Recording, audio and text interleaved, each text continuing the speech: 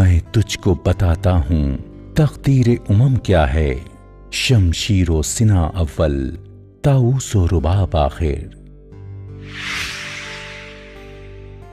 उमम उम्मत की जमा, कौमें, शमशीर तलवार, सिना नेज़ा, ताऊस और रुबाब दो साजों के नाम।